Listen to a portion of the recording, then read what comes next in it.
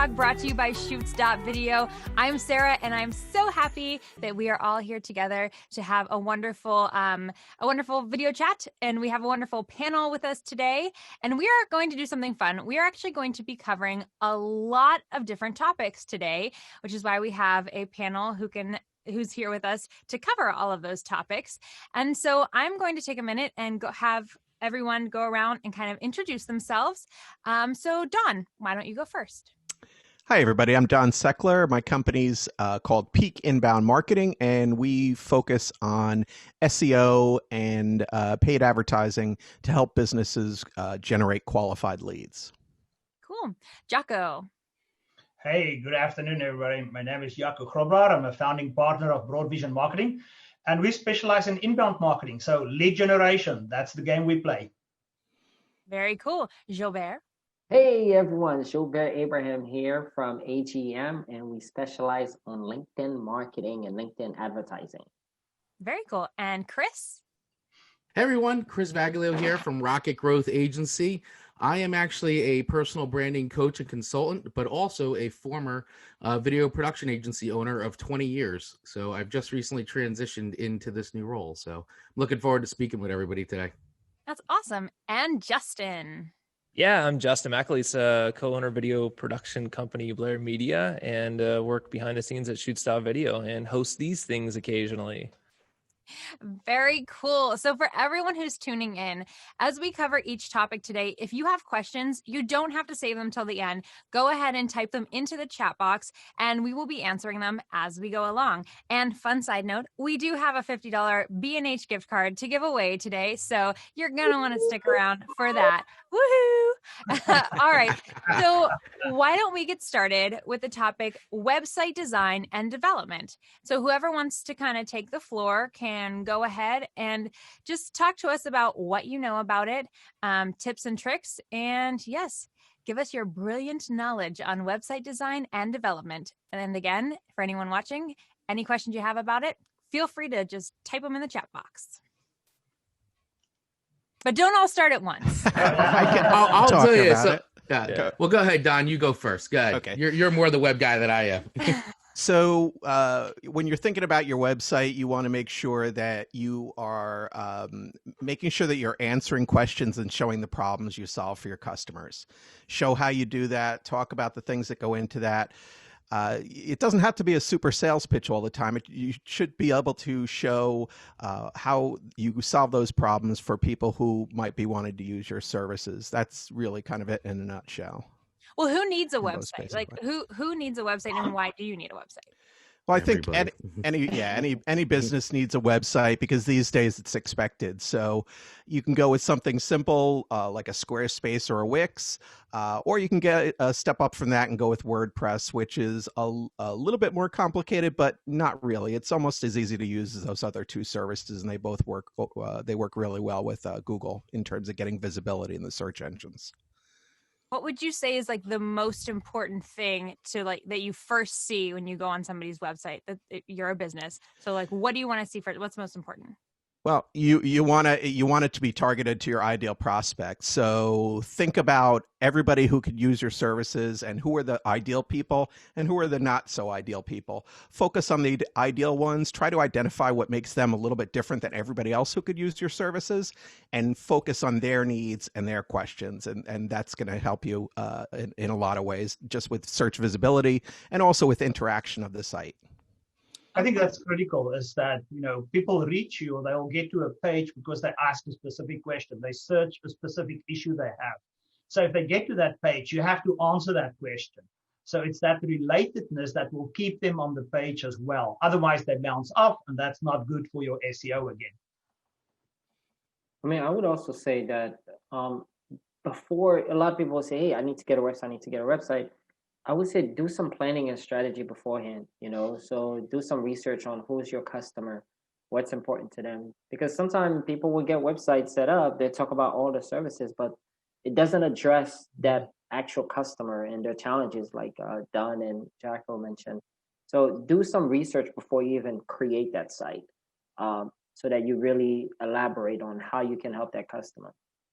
I think it's fair to say Yeah. too that your business changes over time, and so your website should change over time to reflect how your business changes, obviously. But a lot of businesses start trying to do one thing and then realize that actually they can either make more money or they're better at a different thing. And so like focusing your website onto that particular problem solving aspect of what you guys do best is very vital. Yeah, and just to add one more very quick simple thing, is buy your domain name of your name if you can, because that seems to be a thing that I find a lot of people don't do. And when I talk to a lot of freelancers out there, people who are just doing their thing, they haven't even thought about buying their name as their domain name. And your name's not always going to be available, but get a little crafty then, come up with something that at least has your name in it, just so you can then begin to think about it from a personal branding side. So that's just like, sometimes it's just the simplest thing is the thing sometimes we all forget to do, including myself. When I first started, I didn't buy my name until like even just a few years ago. So it is a quick, like simple thing that you can do that will really help as you begin to plan and do your strategy. In addition to that, sorry, go on. Go ahead. Adding social media logos and connect to the social channels from your website. I noticed there is some website that they don't even have any social channels connected to it. So you're missing out on an opportunity where people can learn more about your brand, your business overall. So adding those LinkedIn logos and connect that to your LinkedIn company page or the Instagram or Facebook and so forth. Yeah. I want to go back to your original question, Sarah, as who needs a website?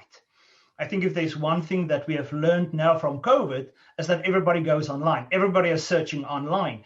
So, if people can't find you online, how do they do business with you?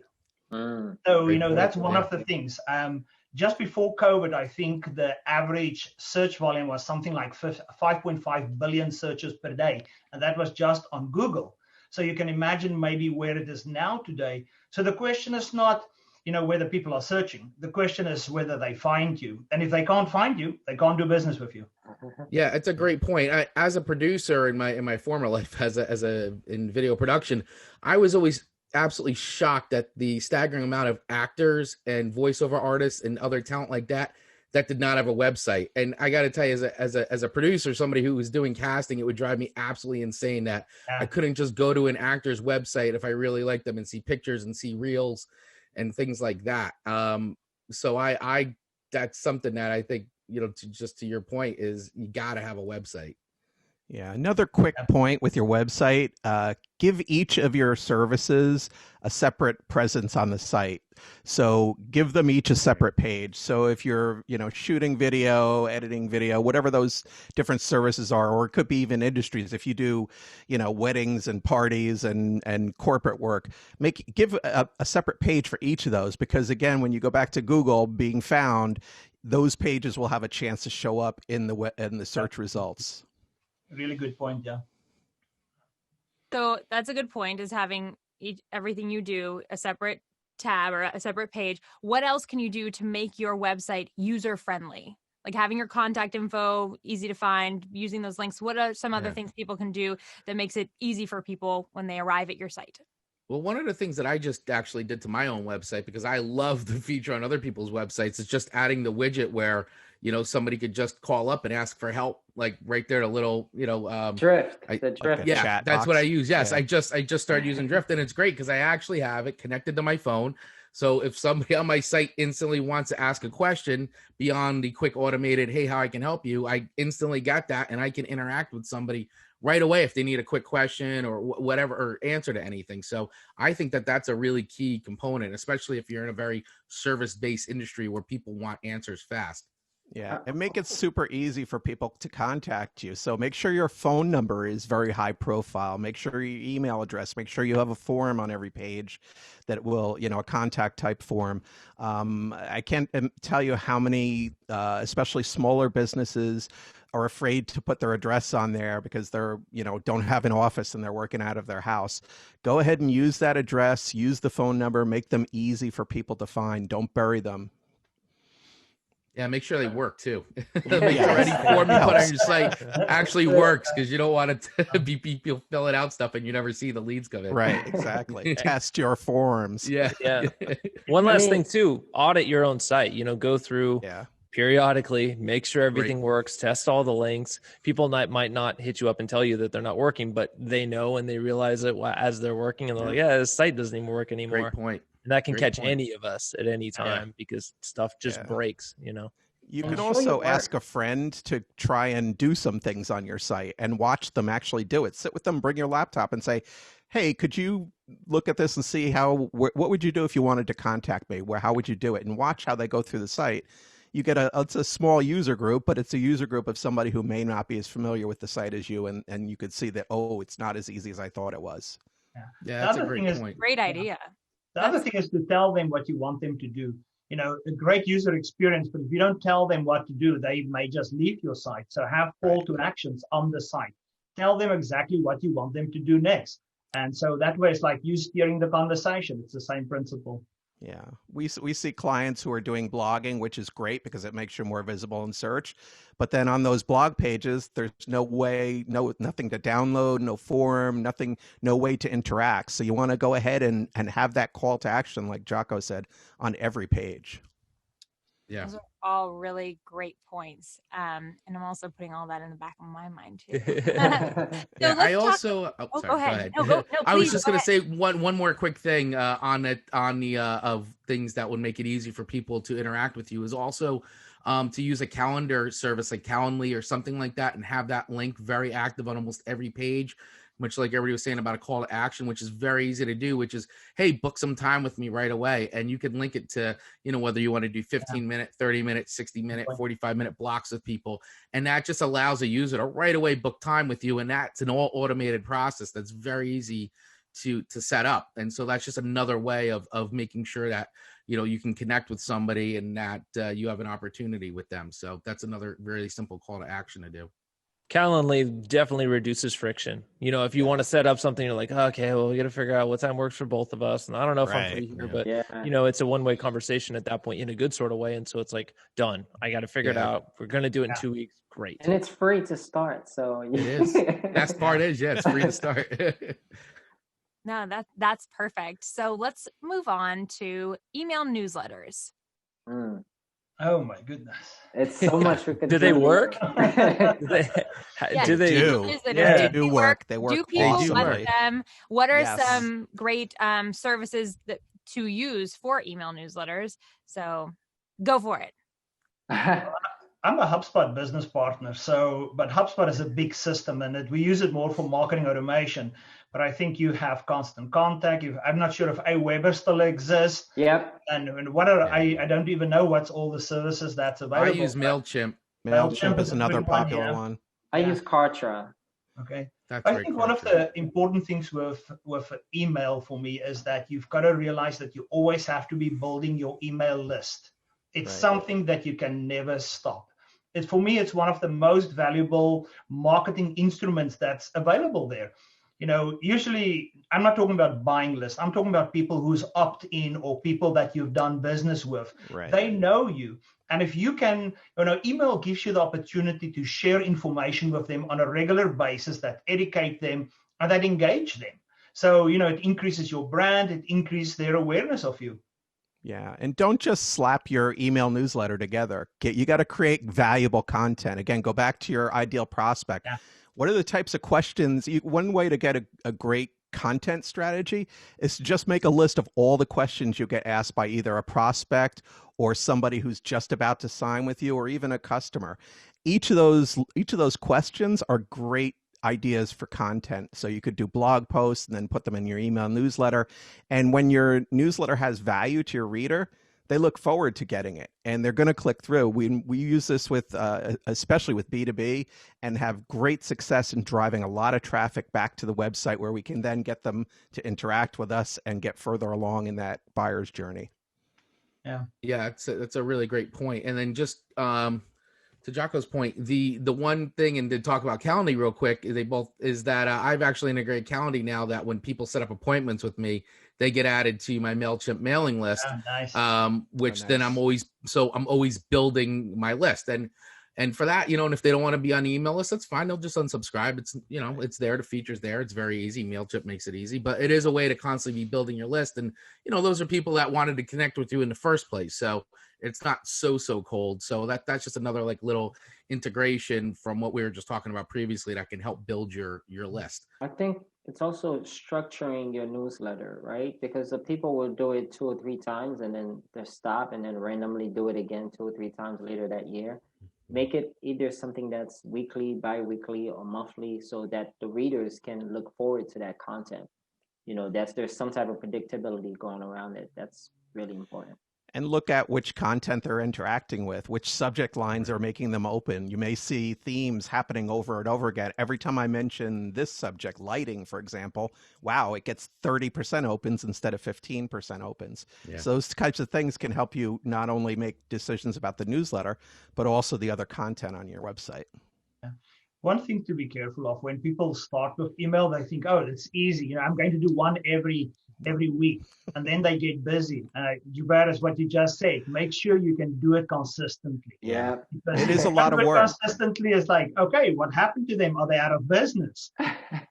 Yeah, it's very true. Because once you get people onto a routine, when it disappears, that's when they really notice.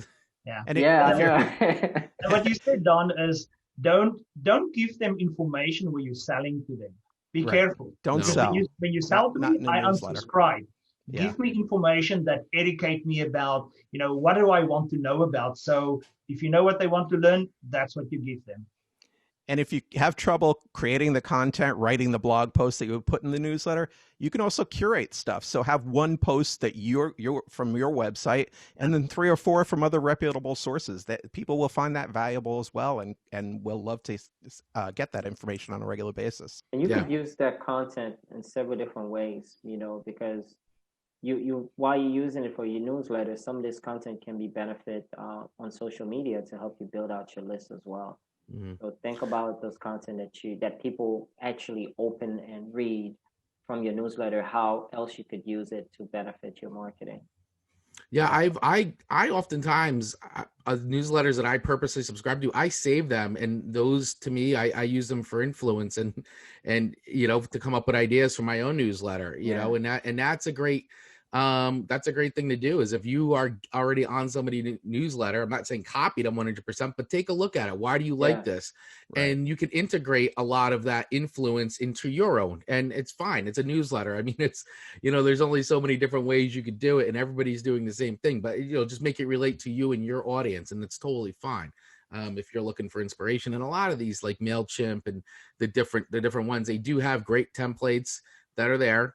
And you can customize them and save them and reuse them, and you can begin to create different ones as you go along and become more comfortable with these applications. But they do make it pretty easy. And if you ever get stuck, there's a lot of how-to videos out there and things like that you can instantly Google and look up on YouTube that'll show you how to do it in like 60 seconds. Another thing you can do too is, if you do get a newsletter that really hits, I think is see if you can riff off of that right away, and don't send it right away, but save that for 3 months or 6 months down the line. That way, that it did work at once. It's still fresh in your mind once you do the research and all that stuff. You might hit new people, or you might, the same people that are already on your news list might want to hear it again, because it's a good reminder, and you can build off of it and sort of go to step 2. I think that can be really useful. That way you have something banked, hopefully, and also you're already building on something that already works. Yeah, great idea. I like that.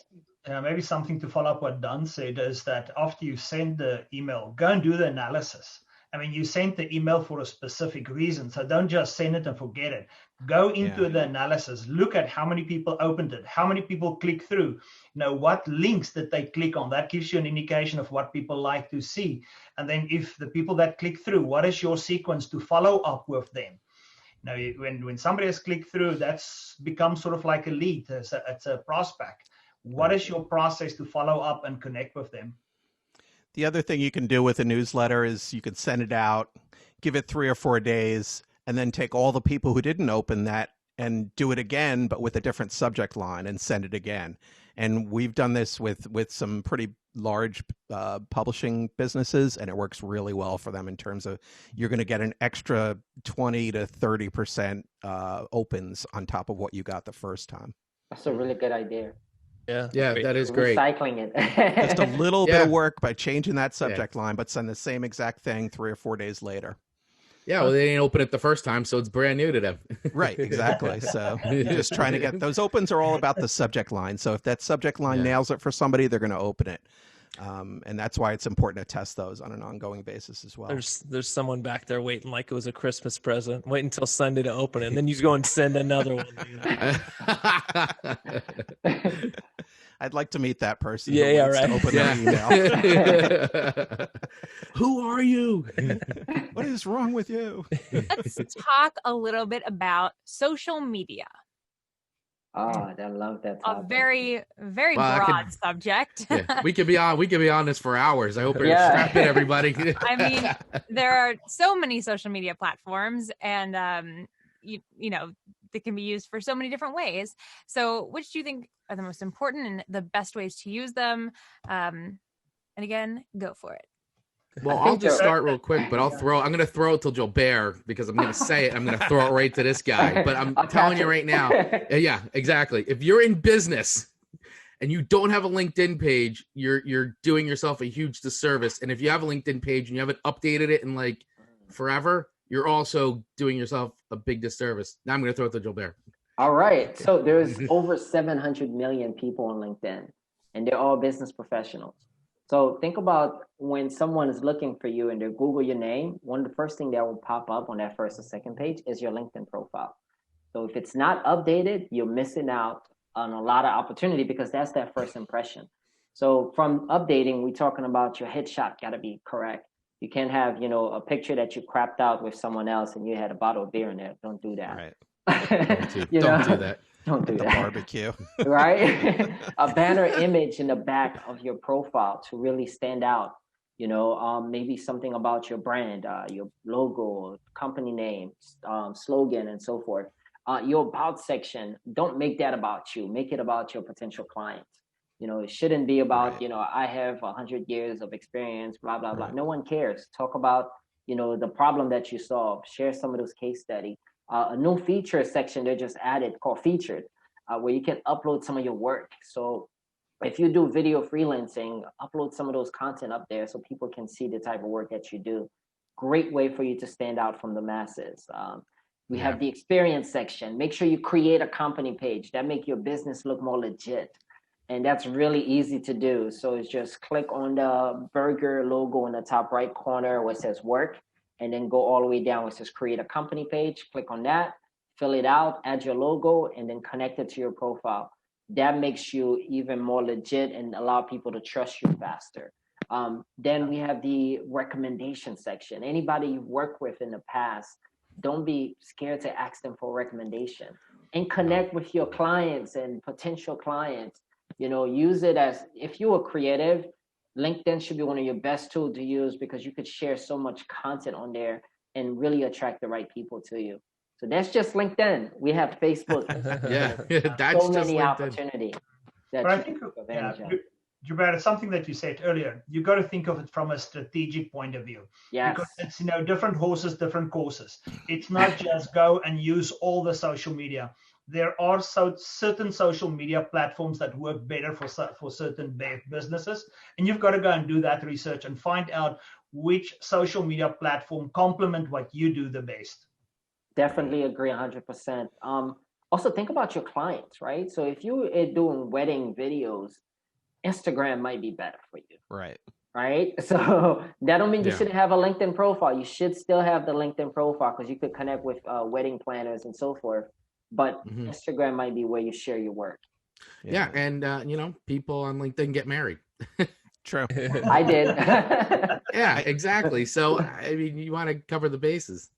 I think for a lot of businesses, especially small businesses or solopreneurs, social gets really challenging because you say, well, there's Facebook, Twitter, Instagram, TikTok, Snapchat, all these different platforms. my advice to people is always pick the one you're most comfortable with and just do it. And once you get rolling with it and you get into a rhythm and you're scheduling your posts and you're doing it on a regular basis, you're interacting with people, then you can expand out to whatever platform you're most comfortable with or second most comfortable with. So, you don't have to do them all at once. Pick one that, like Gilbert was saying, that fits well with your audience and start there. I mean, you're trying to build a community, and you've got to realize that that community needs to be engaged. So if you don't engage the community, they will disappear. So whatever you do, think of that right from the start as which platform you're going to use, how you're going to develop your content, and then how are you going to keep them engaged, and how you're going to convert them. I agree 100% in terms of the converting and the strategy, because let's go back to one of our prior conversation about building out your newsletter. Social media could be a great place where you could invite people to join your newsletter or community, so think about how all these different tools can work together: your website, your social media platforms, your newsletter, and everything else that you have in marketing. If you have the plan and strategy, like a lot of us keep saying over and over again, in place, then that make your job easier, because now, okay, I'm going to be posting on LinkedIn, and my goal when I post is to build a community of people that love my content. Then I can invite them to join my newsletter. Then they can get more information about what I do. Then that could lead me to do calls, and then go to my website to see some of my work. So think about it that way. Yeah, you gotta have a strategy. You have to have a plan. Don't wing it. You should, anything to do with any of this stuff, content, social media, has to be planned out. If you don't plan it, it's gonna fizzle out and you're gonna get no results. So plan it, execute it, and then evaluate the results. That's super important.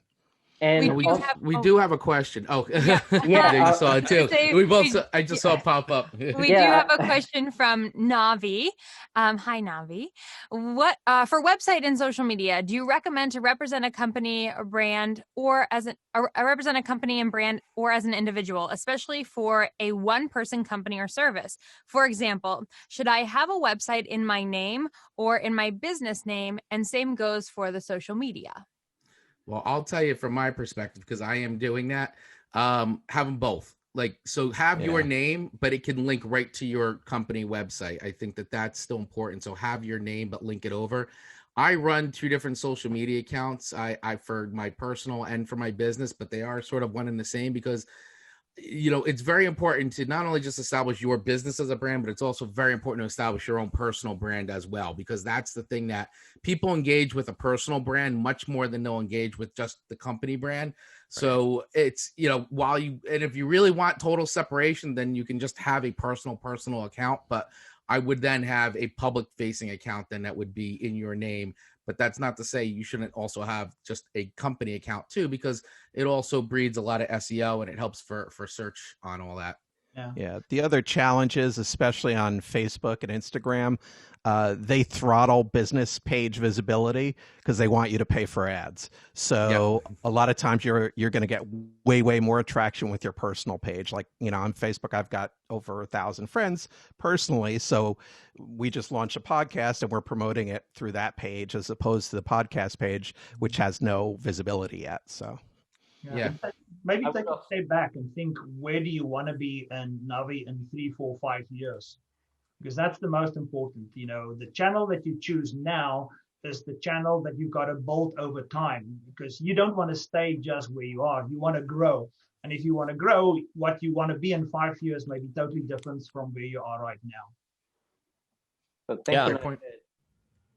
Also, I saw a question about, do you need to be a paid member to add a banner image on your LinkedIn page? No. It's free. Anybody can do it.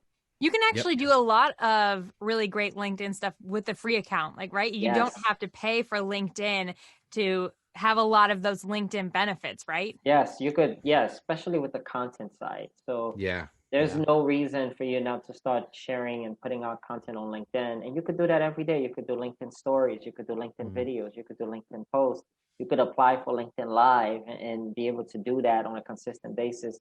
You could create your own small show on LinkedIn and have it weekly or bi-weekly. I mean, Chris does it. That's what I do.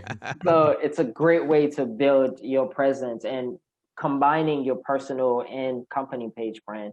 By having both, as Jack was said, in 5 years, you could have a very strong personal brand and then have a very strong company brand at the same time. People, I think, like brands that work within themselves, so they want to talk about Gary Vee or someone, right? Yeah. Like you don't differentiate him from his brand, from what he does for his clients, from what he preaches, right? You think it's the same thing in a good sort of way because you know what you're getting from him. You're not like, oh, well, go to his personal page and he talks about all this other crazy crap. Like it's not that. It's like you get to know the person, you get to know what they're selling, and you want what they're selling because you know the person. And so I think those things can interact well, and they sort of need to in 2020, 2021, because it's only going to get more tied. Obviously, like you can't silo yourself, and you can't silo yourself or your brand. And what if your company, what if all that stuff, that industry changes? You need to be able to bring yourself to the next year and be able to, rebrand your company maybe, but you don't have to rebrand yourself. Just humanize your brand. Humanize your brand. There you go. That's great. So a term that has been thrown around a little bit already that is very important is SEO. What's that stand for? What's that mean? That's all Service done. engine optimization, right? Service engine optimization? Search engine optimization. Search engine. I should know that. Search engine optimization. But I'm going to let you guys just speak on SEO and inform us all. Okay, I'll give you the super short, easy, no technical blather about SEO. Focus on that ideal prospect, create that content for them, answer their questions, solve their problems. If you do that alone, your website will be way ahead of everybody else. The other thing I always tell people is always make data-driven content decisions. So don't pick your main keyword for an article based on your gut. Do the research, see how many people are searching for that keyword each month, how much competition there is for it. Look at what kind of content is out there for that keyword now, and can your content be better than that content? So without the numbers, you're just kind of, guessing in the wind as to what's gonna work and not work. But when you focus on data to drive your content decisions, you can really, really grow your site dramatically because you'll have much more visibility in the search engines. Absolutely. It sounds like sort of what you're saying, Don, is that it's not necessarily about a lot of techie type stuff behind the scenes as much as it is about representing the right content to the right people in the right way. Exactly. And if you build that as a holistic approach, then you're already ahead of the game. Yeah, you don't need, it helps to have the techie stuff, but 90% of SEO is the text on the page and how does it answer the query that somebody has asked. So Google looks at every page on the internet and says, okay, this page should be number one for this question. And so your whole site has some effect as well, but they really are looking at individual website pages. That's why blogging works so well for search visibility, because you can narrow in on a specific topic. And if you do it really well, Google even rewards you with a thing called a featured snippet, which are some of the kind of the image things or boxes that you'll see at the top of Google sometimes. Those are extremely, extremely powerful. I'll give one example. We have a local architect here in New Jersey, and we were focusing on the term, how much does it cost to build a new house? And we were able to create content around that answered that really clearly. And Google gave us that featured snippet. And this customer went from 3,000 visitors a month to 10,000 visitors a month. And most of them were going to that article where we had a great call to action. So he got business out of it as well. There was a lot of wasted traffic because he just works here in New Jersey and he can't help somebody in California. But he dominated here as well. So it was really, really impactful.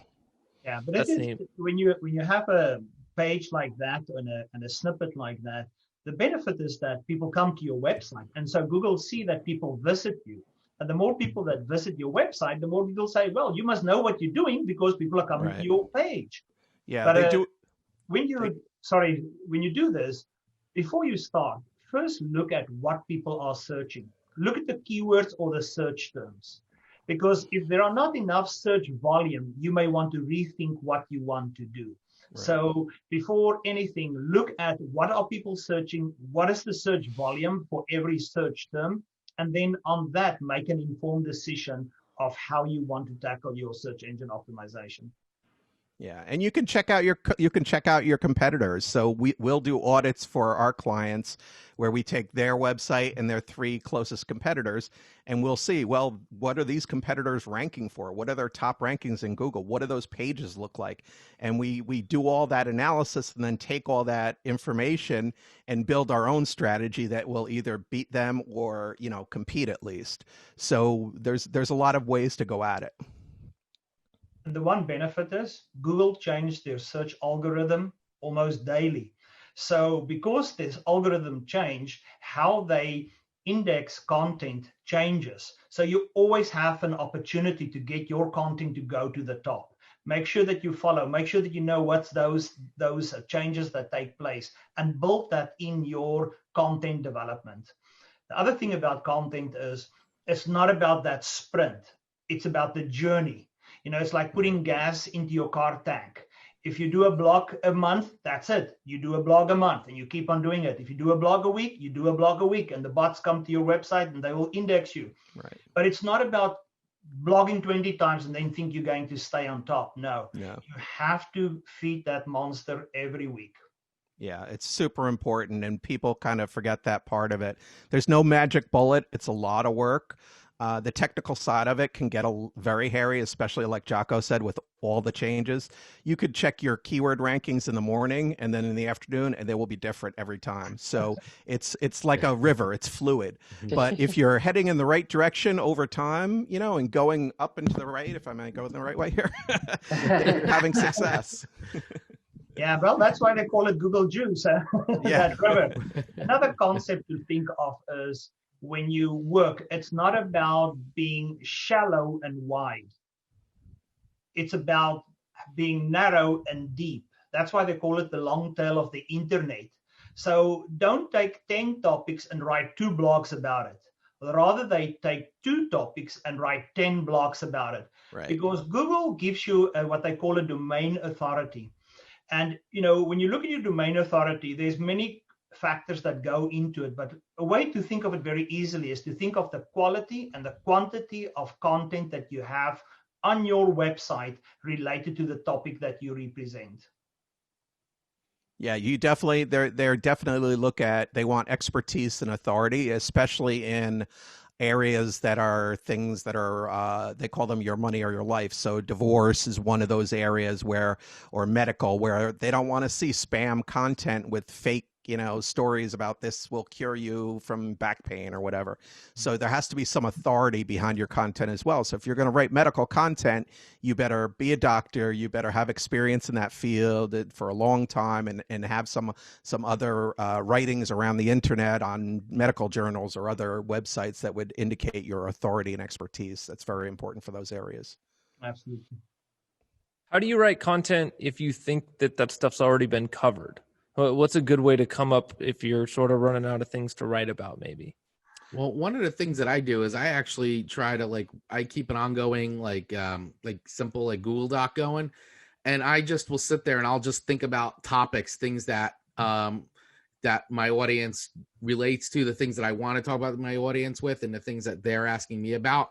And I'll just keep writing and writing and writing and writing until I'm done, and then I go back and look at it and start to zero in on the things that I want to create content with. And then, for me, when it comes to writing blogs, I'm not a good writer. I don't like it. It's not my thing, but I do understand that. And to what Don says, it has to be done. If it's such an important part of the SEO process to have blog content on your site if you want to be found.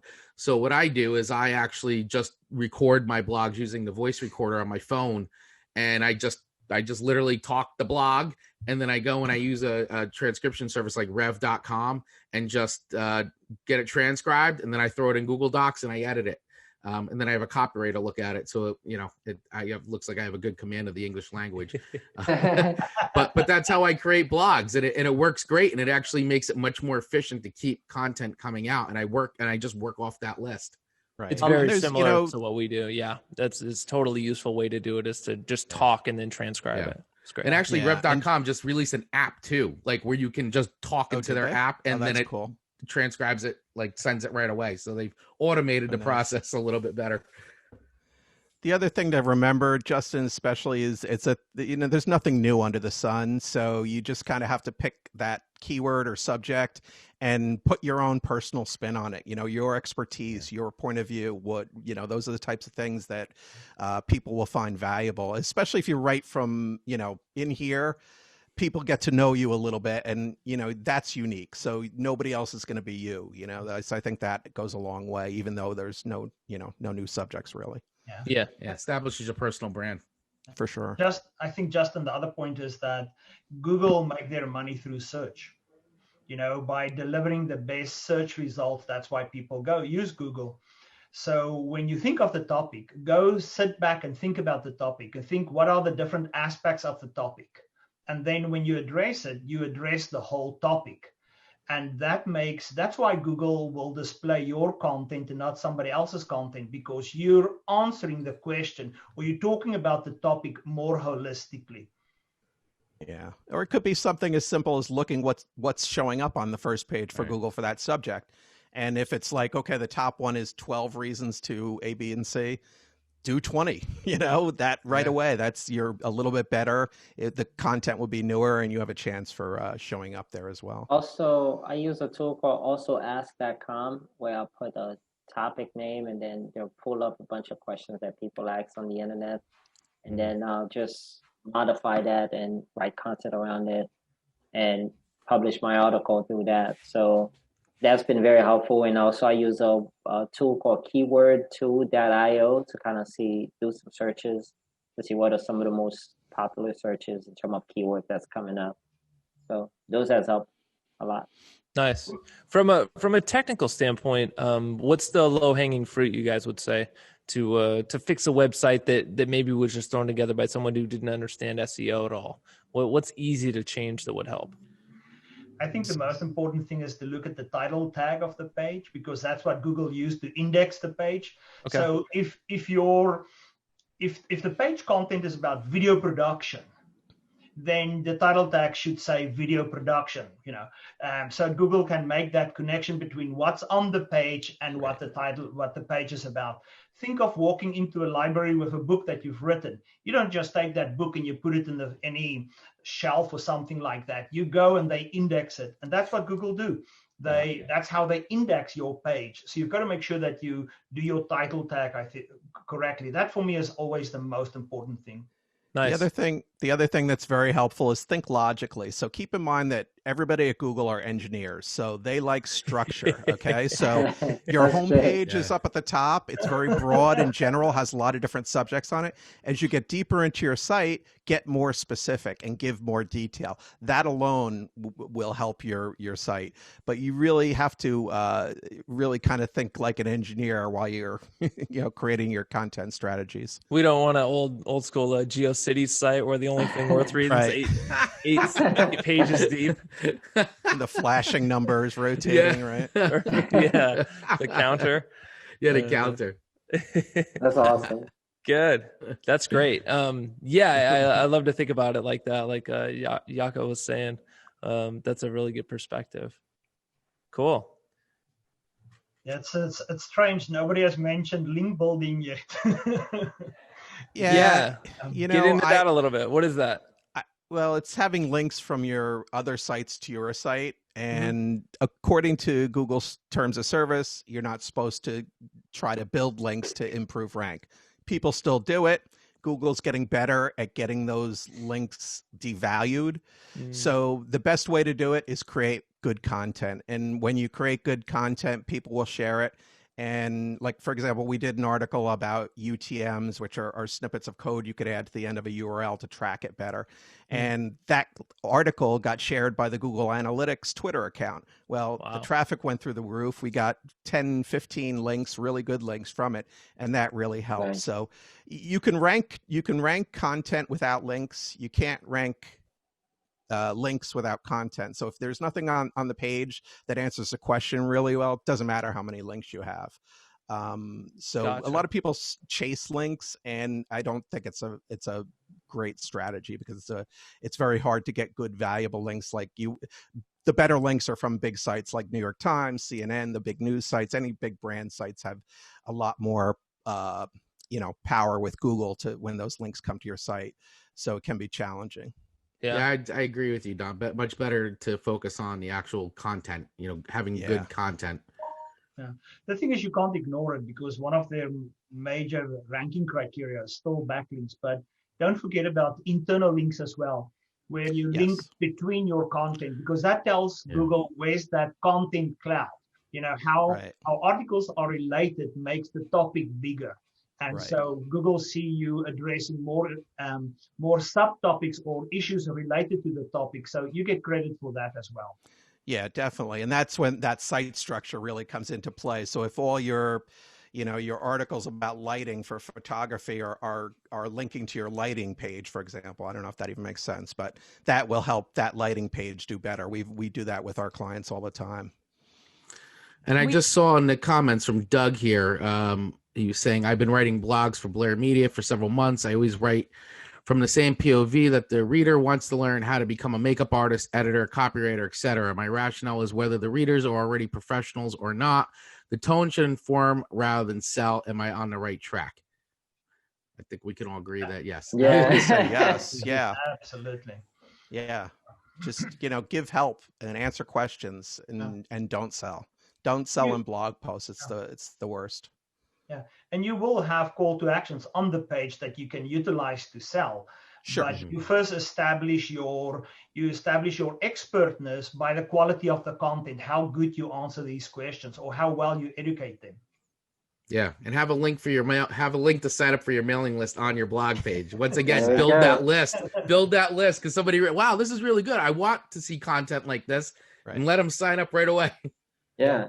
And then share that blog on your social media. Yeah, exactly. Yeah, put it up on LinkedIn. There we go.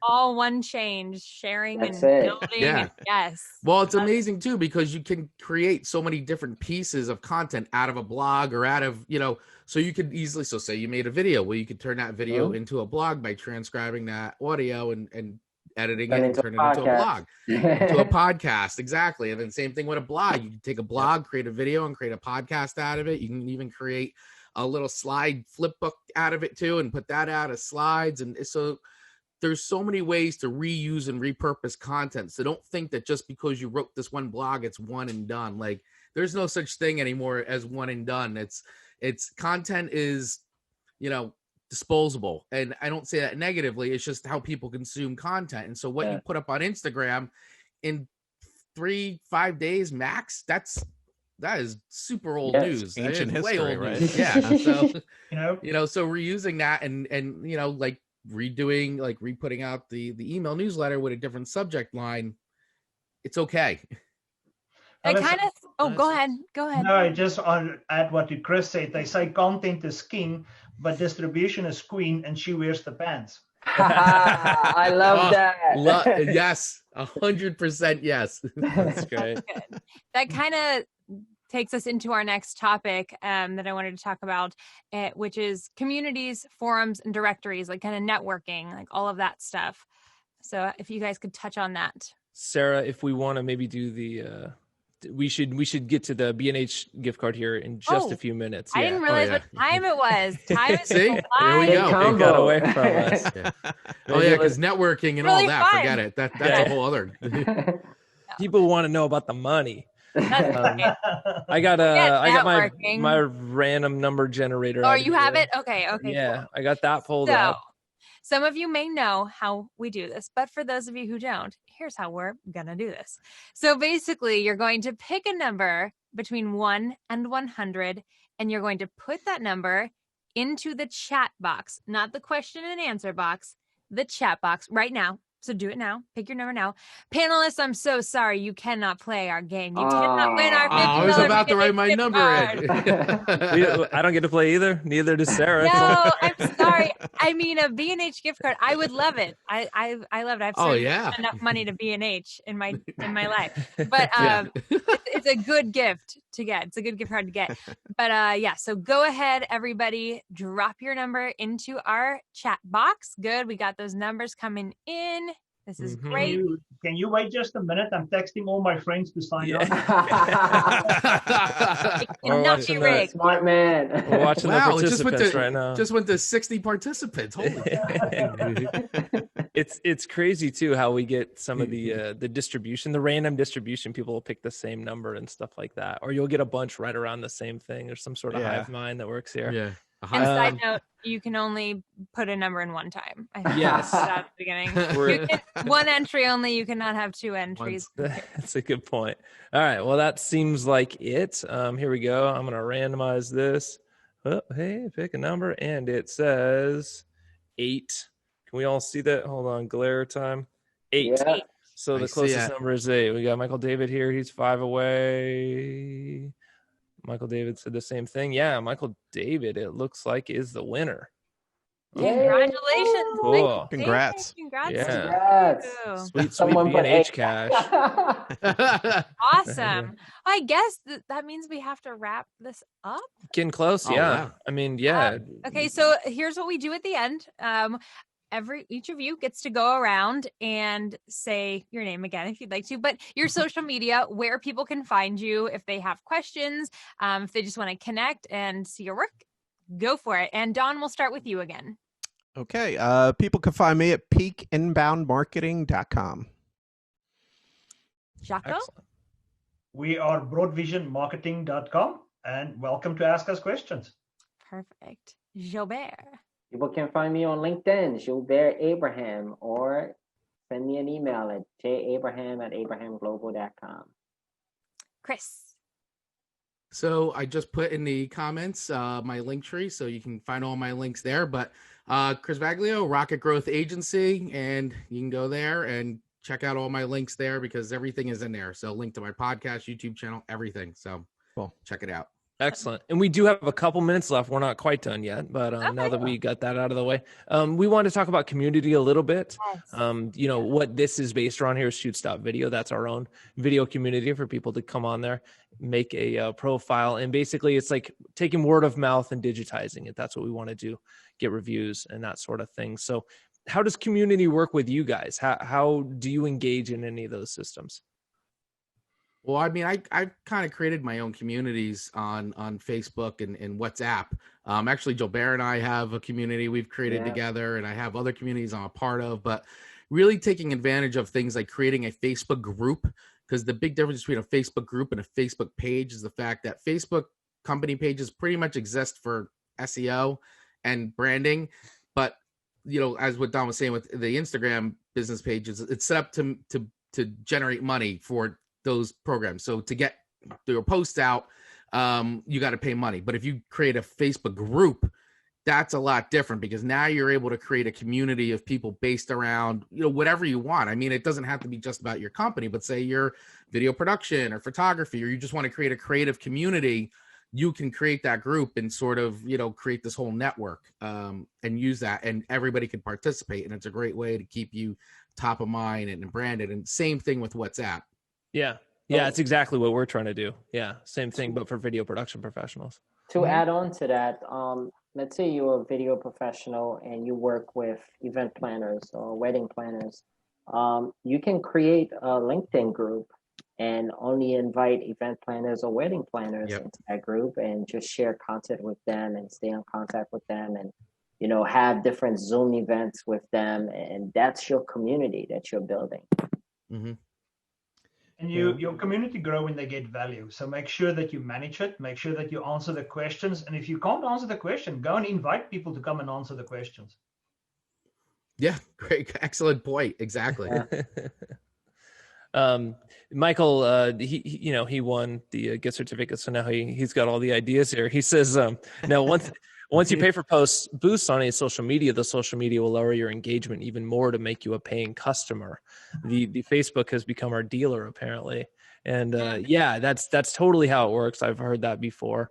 And that's built into the system to keep you coming back for more, to make sure you get the same amount of interactions that you got the previous time.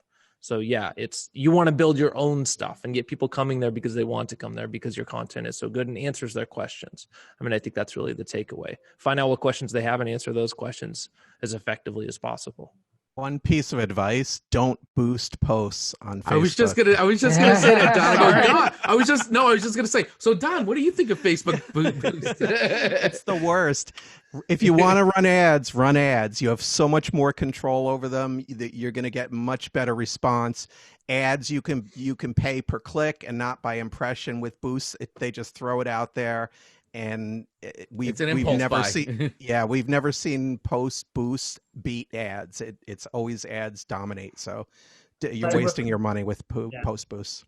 That's an excellent distinction. We don't necessarily realize that. A lot of people, certainly I don't. I didn't for a long time. Yeah. Well, they make it very easy to boost posts, and they do that because it's an easy way to get your cash. It's the same as when you do Google ads. They make it very easy for you to let them do everything, and you end up losing a lot of money. A lot more money. So you need to manage it still. Sorry, I was cutting someone off. Jocko, was that you? Or I just said Facebook retargeting as well. That's very a good effective. One too. Very low expense. Gotcha. Yeah, retargeting.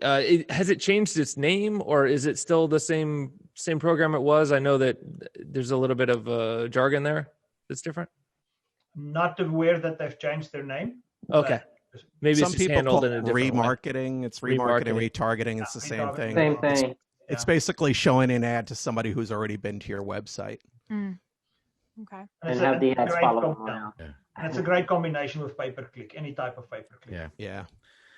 I think one of the biggest things before we sign off here, and I think I can get everybody to agree on this, is I think the biggest thing I could share with everybody who's listening is do not get trapped into the mindset that you're giving everything away. Like, give away information, because that is the thing that will get you hired. That will get you the gigs you want and be where you want to be. Please do not get in the mindset of I'm giving it all away. You're not. You don't probably worry about your Don't worry about your secret sauce. It's not that secret. It's not that secret. Already doing it. Yeah, everybody else is out there doing it. Give away whatever help you can, and it will come back to you. Definitely, guaranteed. Absolutely. I love to say that the bootstrapper is a bootstrapper. They will never use you. So they anyway not your clients. Go and look for the people who are prepared to pay. That's the other thing. Somebody who's going to steal your idea or whatever, they were never going to pay you in the end. So it doesn't matter. Yeah, excellent. Yeah, I mean, put content out there to show people how to do things, how to make their own videos, how to take better pictures, how to be a better writer. Do all that stuff, because they will try it and they will do it at least once or twice, and they go, "Oh my God, this is too much work. I'm hiring you." But they're going to remember you because you helped them. You're the expert. It also helps paint you as an expert, showing that you know what you're talking about. A final word is that it's not a sprint; it's a journey. Excellent. Thank you, Sarah. I think we can end it on that if you want to wrap it up for us. This is brought to you by Shoots.video. Yes, and you can find these videos on YouTube, on our YouTube page. We did have one last quick question from Michael David. Thanks for the clarification. And is that B2B, is B2B the ideal client because they have a bigger cash flow?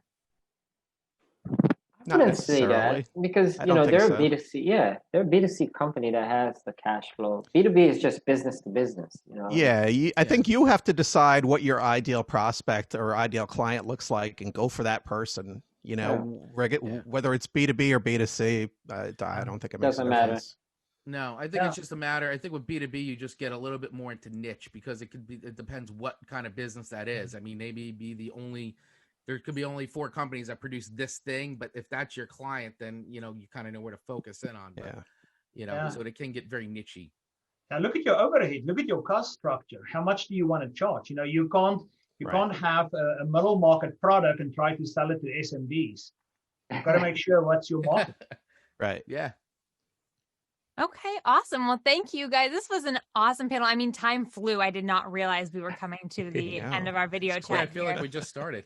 Thank you for all of the information. I didn't even get through all of my questions. This could have been a 2-hour panel, but thank you guys so much. Justin, thank you for hopping on as well. Certainly.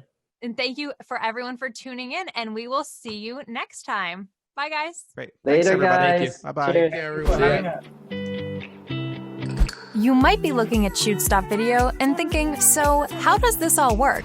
Is this about A, setting up the whole crew for me, B, just giving me options and having me handle it, or C, something in between? Well, it's D, all of the above. To put it simply, we're here to help you in any way that we can to get the crew and talent you need for your next production. We believe that every level of video production can benefit from a well-maintained list of qualified crew members for every position. This goes for pre-pro, on-set, and for post. Every project is different, so if you need a producer to help manage the decision-making process, then we can totally do that. If you're already a producer and want to build your own crew from scratch, then go for it. We're here to make your next production a success. And if you are crew or talent looking for producers that want you, then you've come to the right place. Sign up now, and also leave a referral for any solid people that you know that are already on here. Thank you for considering Shoots.video, and happy shooting!